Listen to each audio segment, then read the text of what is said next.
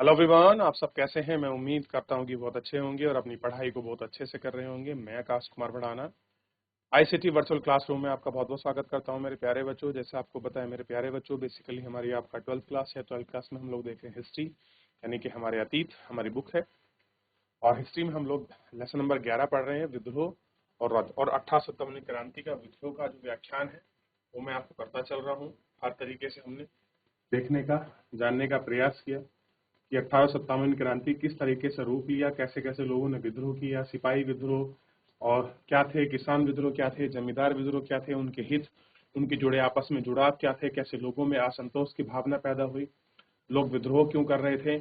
इन सारी मुद्दों को एक एक करके हमने देखने का जानने का प्रयास किया और हमने इस चैप्टर तक हमने साफ देख लिया एकता की कल्पना किस प्रकार से की गई थी। इन सबको हमने जानने का प्रयास किया। इतना एक बार देख लीजिए ताकि हम लोग आगे बढ़ सकें कि नफरत कैसे फैली, लोग राजकुमार राजाओं के जब उनको पद चटाया गया, लोगों ने इस भावनाओं को किस तरीके से व्यक्त किया, कैसे ये क्रांति का रूप बना, इसको आप एक बार देखिए।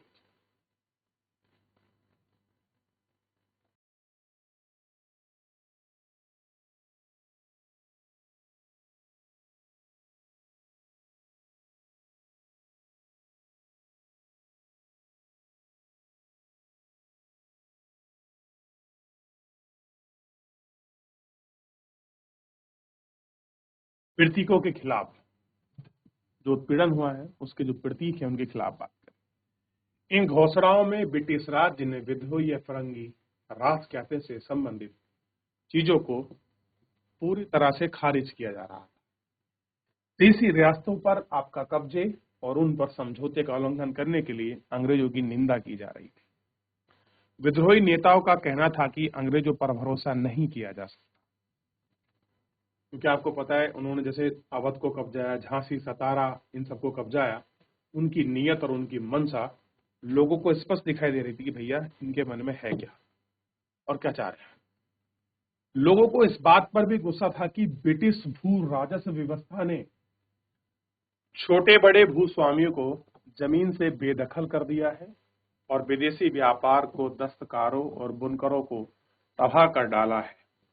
ब्रिटिश शासन के हर पहलू को पर निशाना साधा, फिरंगियों को स्थापित किया और जीवन शैली को नष्ट करने के पर आरोप लगाया। विद्रोह अपनी दुनिया को दोबारा बहाल करना चाहते थे। क्या चाहते थे? बहाल। विद्रोह उद्घोषणा इस व्यापक डर को व्यक्त करती थी कि अंग्रेज हिंदुओं, मुसलमानों की जाति और धर्म को नष्ट करने पर तुले। वे लोगों को ईसाई बनाना चाहते हैं। इस डर की वजह से लोग चले अफवाहों का भरोसा करने लगे।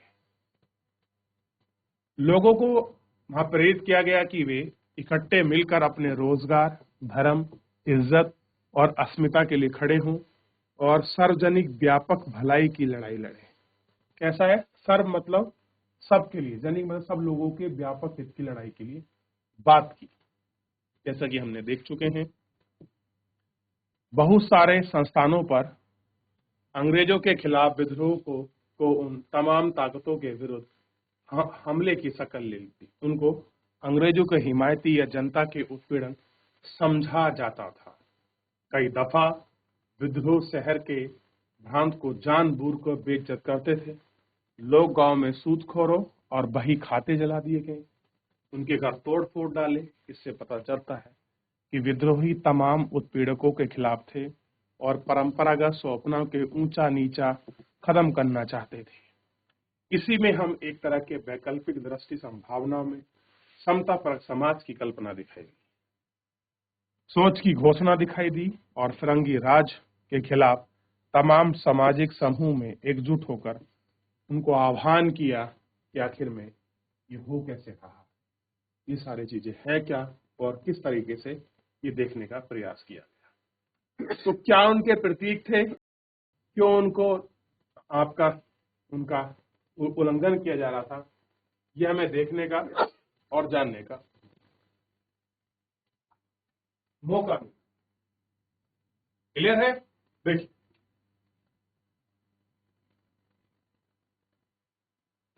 अब है वैकल्पिक सत्ता की तलाश। अब जब आप किसी को हटाओगे, कोई सत्ता पे काम है, आपने हटाया, फिर किसी को आप दोबारा शिफ्ट करोगे, तो कुछ तो चाहिए जो उस व्यवस्था को चलाए, उस व्यवस्था को मेंटेन रखे, कुछ तो हो। वैसे ही विकल्प खोजा गया, वैकल्पिक सत्ता की तलाश। ब्रिटिश शासन ध्वस्त हो जाने के बाद दिल्ली, लखनऊ, कानपुर जैसे स्थानों पर विद्रोहियों ने एक प्रकार की सत्ता और शासन चलाना स्थापित करने का प्रयास किया। बेशक यह प्रयोग ज्यादा समय तक नहीं चला।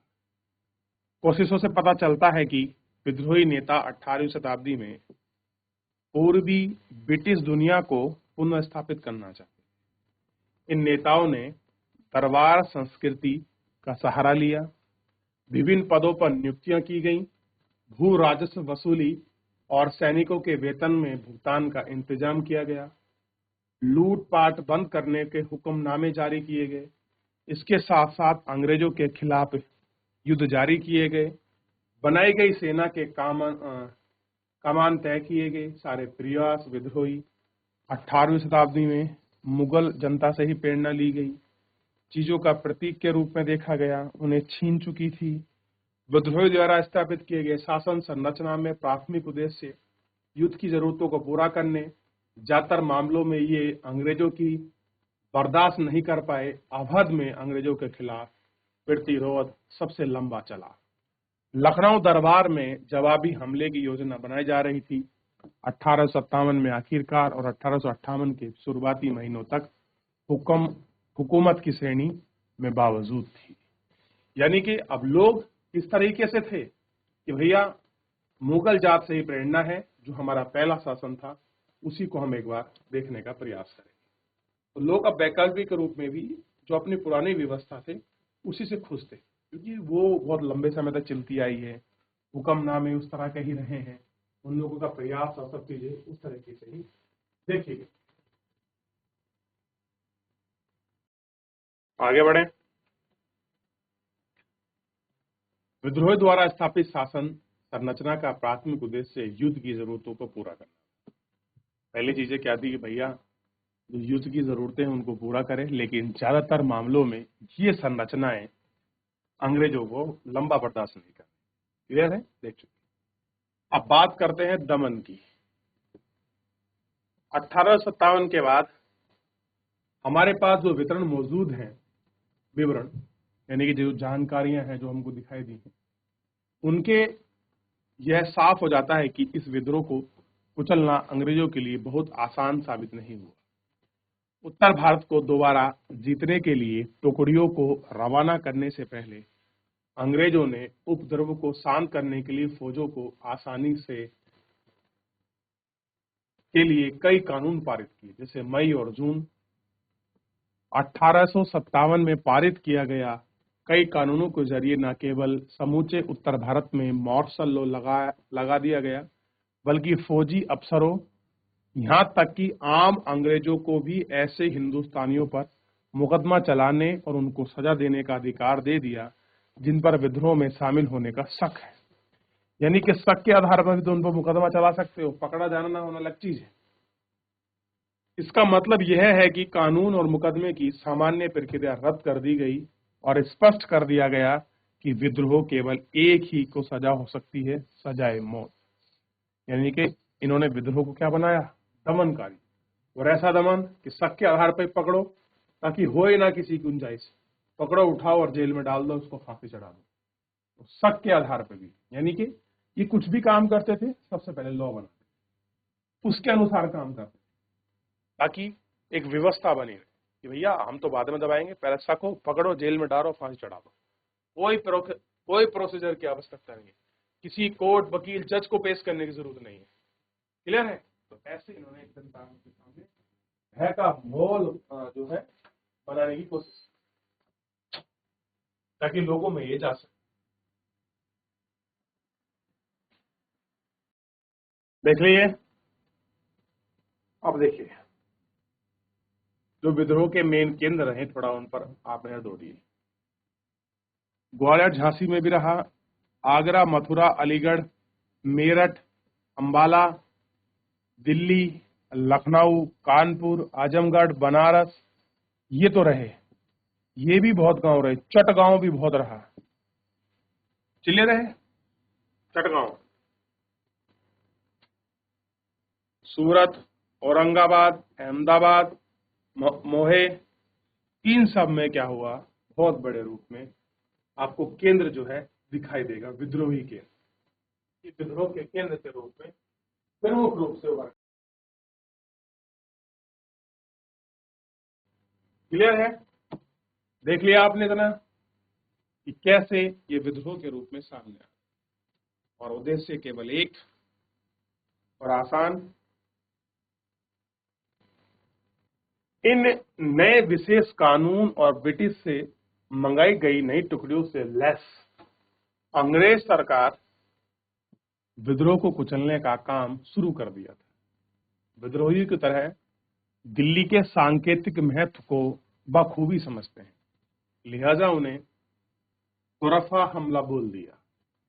एक तरफ कलकत्ते से, दूसरी तरफ पंजाब से दिल्ली की तरफ कूच कर दिया। पंजाब बेमौसम था। दिल्ली को कब्जे में लेने पर अंग्रेजों की कोशिश जून 1857 में बड़े पैमाने पर शुरू। मुहिम सितंबर के आखिर में जाकर यूपी में हो गई। दोनों तरफ जमकर हमले किए गए, दोनों पक्षों में भारी नुकसान उठाना पड़ा। एक वजह यह थी कि पूरे उत्तर भारत के विद्रोही राजधानी को बचाने के लिए दिल्ली आ जा सके। गंगा के मैदान में भी भारत को बढ़त का सिलसिला धीमा रहा। अंग्रेजी टुकड़ियों को हर इलाका, गांव दर गांव जीतना था। आम देहाती जनता, आसपास के लोग उनके खिलाफ थे। जैसे ही उन्होंने अपनी उप विद्रोही पर कार्रवाई की, अंग्रेजों को एहसास हो गया कि उनका सामना सिर्फ सैनिक विद्रोही से नहीं, वे ऐसे आंदोलन से जूझ रहे हैं जिनके पीछे बेहिसाब जन समर्थन है। कैसा है? बेहिसाब। उदाहरण के लिए अवध में फरमासित नाम के एक अंग्रेज अफसर का अनुमान था कि कम से कम 3/4 वयस्क पुरुष विद्रोह की आबादी में शामिल थे। लंबी लड़ाई के बावजूद मार्च 1858 में जाकर अपना नियंत्रण में ले लिया। अंग्रेजों ने सैनिक ताकत पर भयानक पैमाने पर इस्तेमाल किया और एकमात्र हथियार नहीं था। वर्तमान उत्तर प्रदेश का विशाल भूभाग में बड़े भूस्वामी और काश्तकारों से मिलकर अंग्रेजों का विरोध किया गया। अंग्रेजों ने इस विरोध को तोड़ने के लिए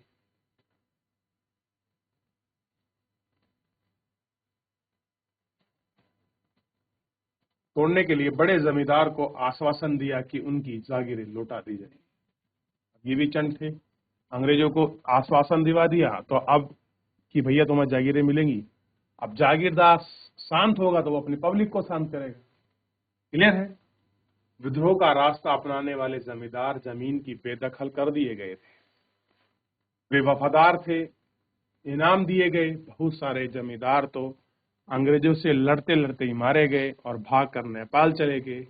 बीमारी व भूख में दम तोड़ दिया। बताइए कैसी हालत रही जमींदार उस जमाने में। क्लियर है? यानी कि जमींदार बनना भी कोई आसान काम नहीं था उस जमाने में। बहुत सारी जंगें, बहुत सारी लड़ाई उन्होंने झेली हैं और बहुत सारे दुख उन्होंने देखे। क्लियर है?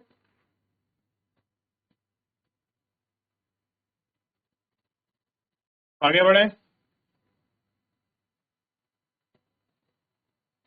दिल्ली रिज पर स्थित एक मस्जिद फैलिस बताते हुए 1757-58 के बावजूद ब्रिटिश फोटोग्राफर ने तबाही और ध्वंस की असंख्यक तस्वीरें उतारी हैं। ये देखिए, दिल्ली रिज का जो पार्ट है, और आपको पता है ये किस पर है? अरावली हिल्स पर है दिल्ली रिज। क्लियर है? ये देखिए, उस जमाने की मस्जिद आपको दिखाई गई है। आगे बढ़े।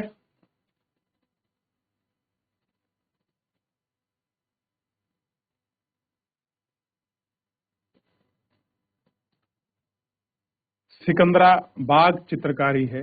यह 1858 में एक जमीन पर नवाब वाजिद अली शाह द्वारा बनाए गए रंग बाग यानी कि फ्रेजर गार्डन के खंडर हैं।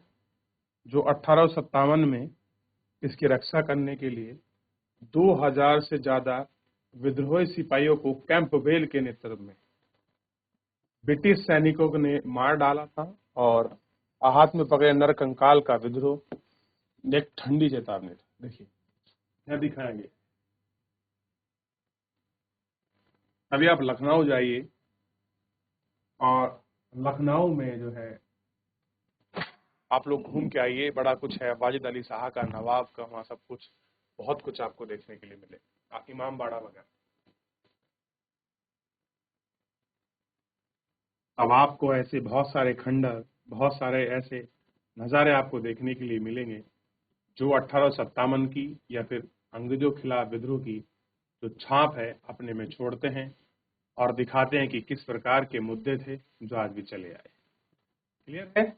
और आपने ऐसे भी देखा, बहुत सारे रूप को आपने पढ़ा कि कैसे क्रांति क्रांति आपकी बढ़ी, कैसे क्रांति रूप में स्वरूप में वो बढ़ी है, किन किन लोगों ने भाग लिया, कैसे उसको आपका बढ़ाया गया, गांव शहर कस्बों तक वो फैली, कैसे लोगों ने बढ़ चढ़कर इसमें हिस्सा लिया और मान लिया कि अब अंग्रेजों का शासन खत्म होने वाला है। लेकिन उनको कहाँ पता था कि वो दोबारा फिर और मजबूत गिरफ्त में आने वाले हैं, क्योंकि अंग्रेज उनसे अब सबक ले चुके थे कि अगर ऐसी स्थिति उत्पन्न होती है तब वो क्या करें, किस तरीके से उनको टैकल करा जाए, किस तरीके से उनको देखा जाए।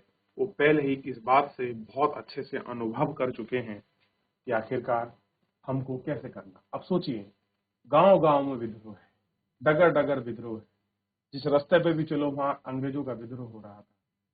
फिर भी एक मुट्ठी भर अंग्रेजों ने भारत के लोगों पर अपना शासन प्रभुत्व अपनाई, यहाँ के जागीरदारों पर, यहाँ के राजाओं महाराजा और आपके नवाबों पर, यहाँ के लोगों पर अपना शासन कायम किया। क्या ये छोटी बड़ी बात है?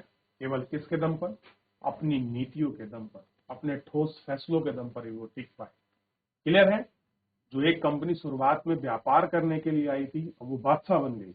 आप लोग पढ़ें 8th क्लास का चैप्टर कि जब वहां कंपनी आती है, 8th क्लास में आपको मिलेगा कि कंपनी कैसे नवाब बन बैठी। तब आपको समझ आएगा कि प्लासी और बक्सर के युद्ध के बाद कैसे बंगाल में उसने पैर गड़ाए और बंगाल के बाद भारत में कैसे उसका वर्चस्व फैला। आप उसको देख सकते हैं। क्लियर है? लेकिन ये तभी सुनिश्चित है जब आप लोग पढ़ें, आप प्रॉपर रिवीजन करें, आप उनको देखें, तब ही आप बता सकते हैं ये सारी चीजें इस तरीके से। आप पढ़ोगे नहीं, रिवीजन नहीं करोगे, क्या पता चलेगा।